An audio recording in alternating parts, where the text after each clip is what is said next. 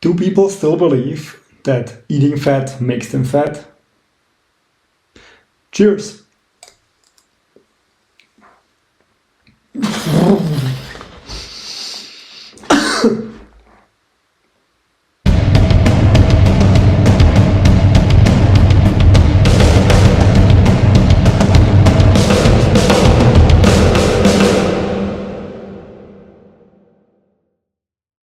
Hello and welcome to another video on this channel. My name is Alex. I'm a PhD in sports science with a doctorate in psychology. And this was a sacrifice for science. Pure olive oil. I want to see if this will make me fat or melt my gains away. Let's see what science has to say. As most of my videos, this one is also based on the content on my blog Turn. You can find it on turnphysique.com. This time, the base for this video are several articles. All of them contain the scientific citations you might be looking for, so you can go to the blog and to the articles and have a look at the references if you want to. Because I sacrificed myself so bravely for science at the beginning of this video, please don't forget to like, subscribe, share this video and comment below. To start this chapter, let's rewind back to the 70s, where Arnold was in his prime, obviously, and Maynard Ferguson was on top and played in discos, and fat phobia was around. What? Fat phobia? Fat phobia was a thing back then, which means people were literally afraid of eating too much fat, because saturated fat intake was related to heart disease.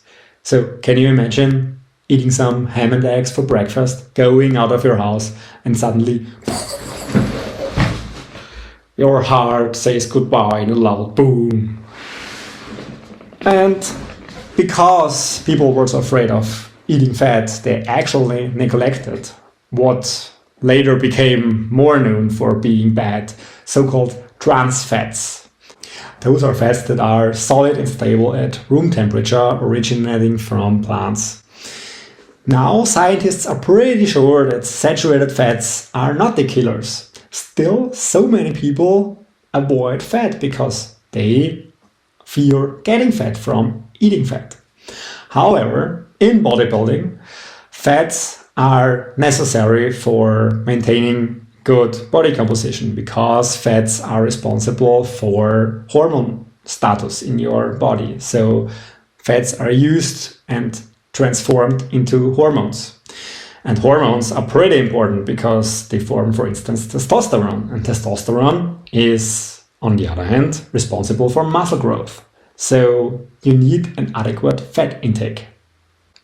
The human body is programmed in a way that it won't let you go below around 10% of fat intake in your total calorie intake. Of course, if you are ingesting buckets of food, then this does not apply. But on a very low calorie diet, 10% is a good rule of thumb or a good baseline where the body starts to convert primarily carbs into fats. Because fat is needed for your hormonal status to produce testosterone, for instance, and for keeping up with normal brain function. So your body needs fat to stay alive. And this is the reason why you just can't cut fat out of your diet. And now we can actually right away answer the question whether fat intake makes us fat or not. The answer is no. Because if you have seen the previous video on energy balance and the energy balance equation, you should know that calories in versus calories out is everything that counts in terms of body weight control. This means that as long as you eat less energy than your body expends, you will lose body mass. And if you eat more, you will gain body mass. The macronutrients, however, can help you in building muscle and losing body fat.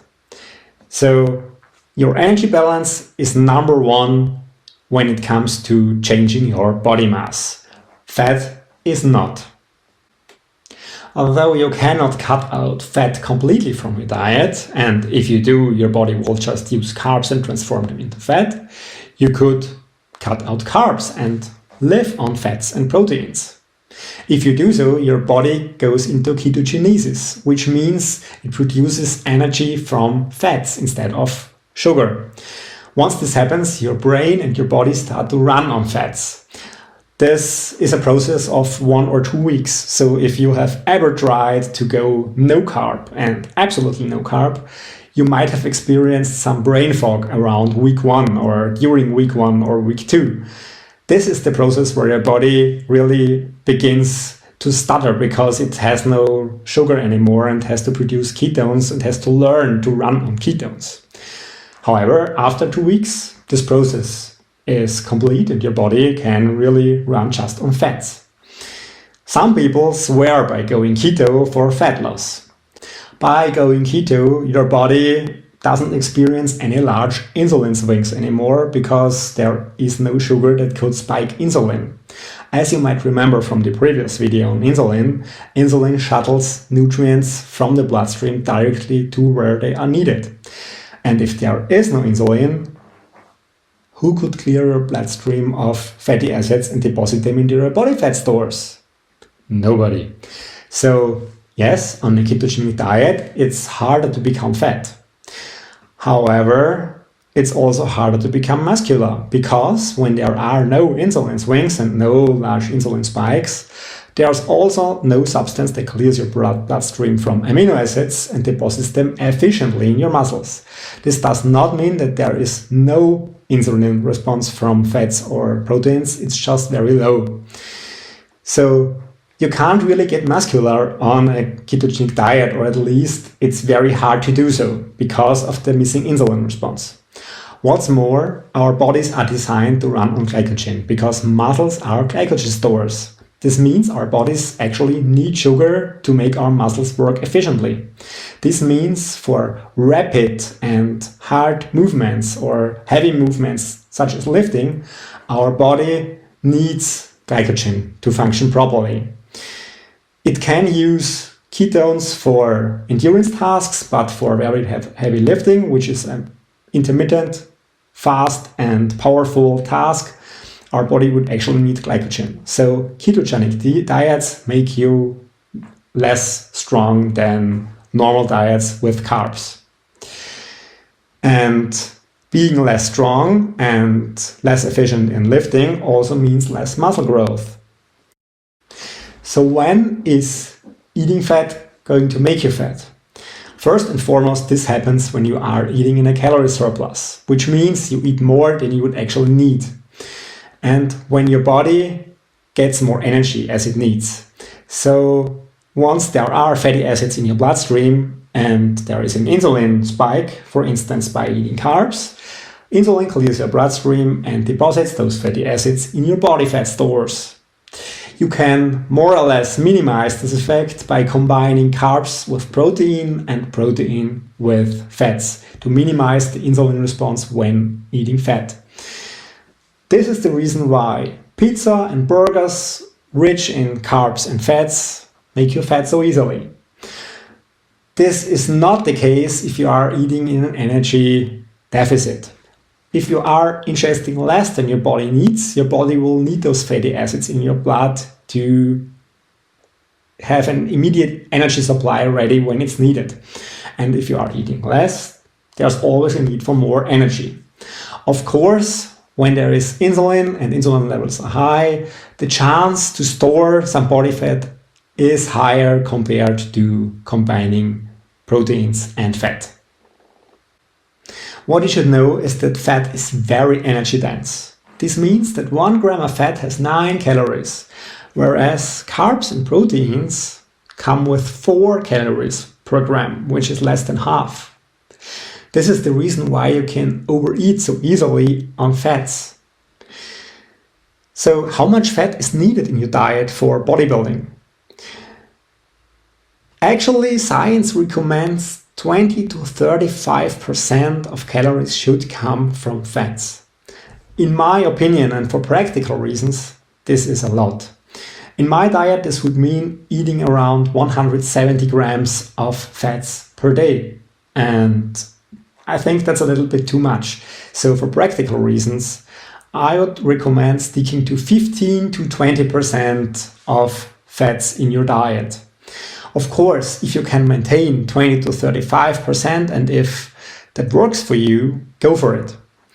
As you might have seen in my previous videos and in my articles where I analyzed my own nutrition data, I stuck to 15 to 20% for years now, and this works pretty fine for me. I discovered that I can easily adjust my calories and my body weight just by carbs. I turn them up and eat more carbs when I want to add body weight, which also equals a better insulin response, and I turn them down if I want to lose body fat. I use fats and increase fats only when absolutely necessary to increase calories. Adding fats and increasing fats in your diet can be a valuable strategy if you are looking to increase your body mass. You can add them to your shakes, for instance, just to turn total calories up by using peanut butter or olive oil, but you should be aware of the insulin connection and mainly combine fats with protein and avoid pairing fats with carbs, so that you just raise your calories and your total calorie intake, but you do not raise your insulin while there are fatty acids in your blood. Now let's calculate the ideal amount of calories coming from fats in your own diet. You can do this by dividing your total calorie goal by 100 and multiplying the result with the percentage you would like. You can also just use the percentage, for instance 0.20, and multiply that with your calorie goal. For instance, if you are aiming to eat 2,200 calories per day with a goal of 20% coming from fats, this means 0.20 times 2,200. And this results in 440 calories per day. Makes sense, right? Before diving a bit deeper into the science of fat, let's do a quick wrap-up. So first, don't shy away from eating fats. Fats are not your enemy and never will be. However, trans fats are. You'll learn in a minute what this means. Second, combine fats with protein or carbs with protein, but never combine fats with carbs because of the insulin response. This can make you fat. Then make sure that around 20 to 35% of your total calories come from fats. If this is too much for you, you can turn the percentage down to 20 or even 15% for practical reasons. If you want to calculate how much fat you should eat, you can just divide your total calories by 100 and multiply the result with your percentage goal. You can divide this calorie result also by 9, because 1 gram of fat has 9 calories, and then you get the amount of fat you should eat per day in grams. This should help you to estimate how much fat you need per day. Now that I've already teased that there are several types of fats, let's start with the bad guys. Those are called trans fats. Trans fats are hydrogenated fats, which means they are solid at room temperature, because in most cases those are plant fats that were stripped of their water content and then they become solid, for instance like margarine. The problem with trans fats is that they raise your cholesterol levels. And we today know that there are two types of cholesterol: the good HDL cholesterol and the bad LDL cholesterol. The LDL cholesterol acts pro-inflammatory and is linked to heart disease. And this was the reason why in the 70s people thought that fats per se would cause heart disease and be bad for your health, because we had no knowledge about those different types of cholesterol. Now that we know that there are LDL and HDL, we also know that only trans fats really increase your LDL levels and decrease your good HDL levels.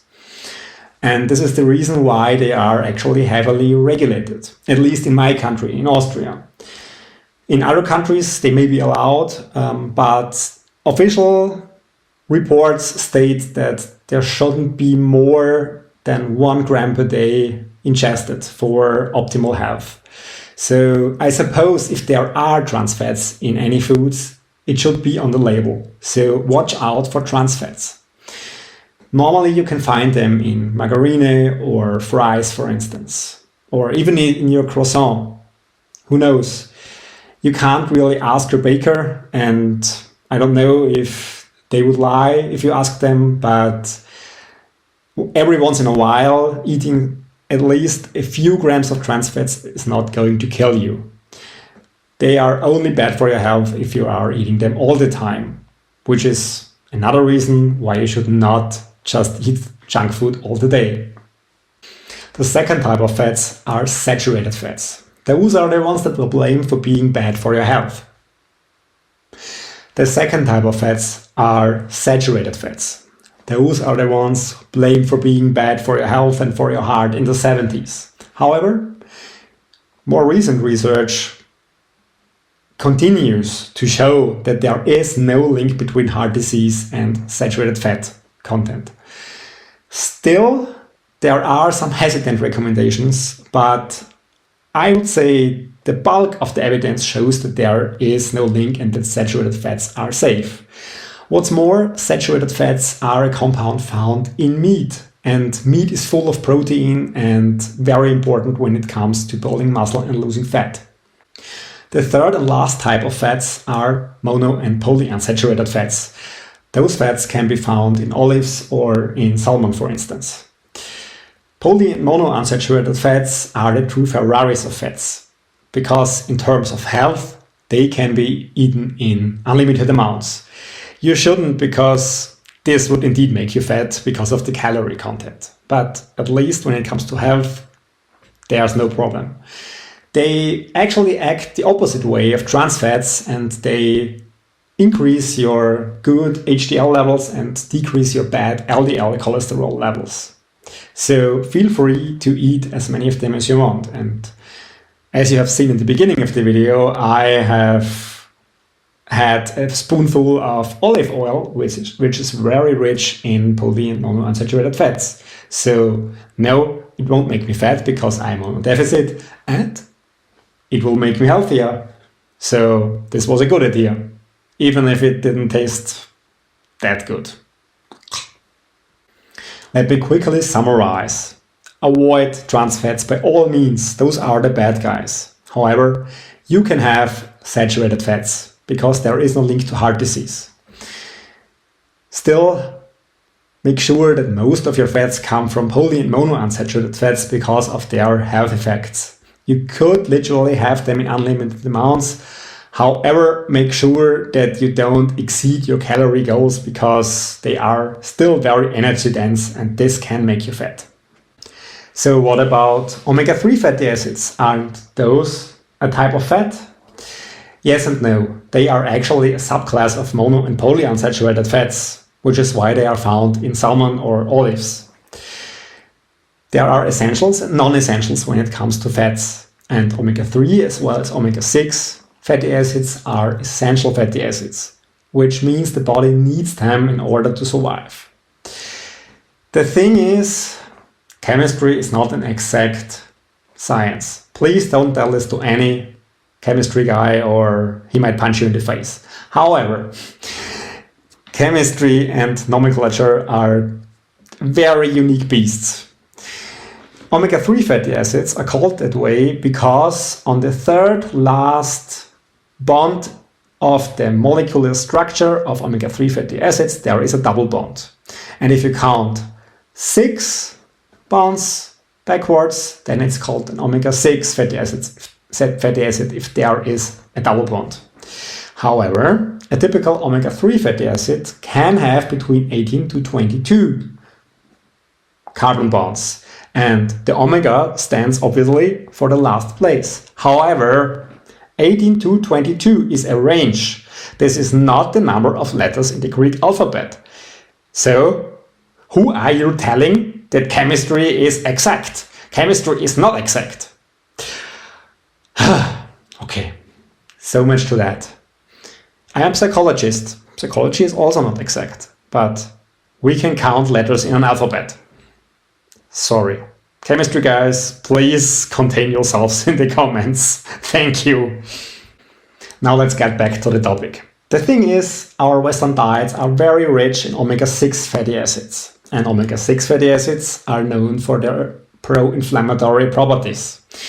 And inflammation can be a bad thing because several cancers and cardiovascular disease and other diseases were linked to inflammation. So we should strive to counteract these effects by ingesting omega-3 fatty acids. And this is why they are marketed as the good guys all the time. The ideal ratio of omega-6 to omega-3 should be 1:1. However, studies showed that our actual ratios are around 20:1 in favor of omega-6 fatty acids, or I also found 15:1 or 17:1. So we should actually strive for increasing our omega-3 fatty acid ingestion. So eat more salmon, eat more olives. You can find omega-6 fatty acids in a lot of plant oils, for instance sunflower oil. You might have to do a little bit of Googling and to see where it occurs. So concentrate on good fatty acids most of the time, which means omega-3 fatty acids, if you can. So salmon or olives or other fatty fishes, for instance. The good thing is that omega-3 fatty acids are almost everywhere around the world marketed as such. So in the supermarket, you can clearly see which products contain omega-3 fatty acids. Try to concentrate more on them instead of other oils and fats where there is no label saying there's omega-3 in the product. After all, there is no need to be 100% exact when it comes to the ratios, so you don't have to measure or calculate anything in this regard. Just increase your omega-3 fatty acid content and that's it. You're fine. And that's it for the video. Thank you so much for watching. Please like, share, subscribe and comment below. I need your support to make this channel explode on YouTube. Can we get several hundred likes on this video already? Thank you so much. Can you hear the drums? They are coming for you. See ya!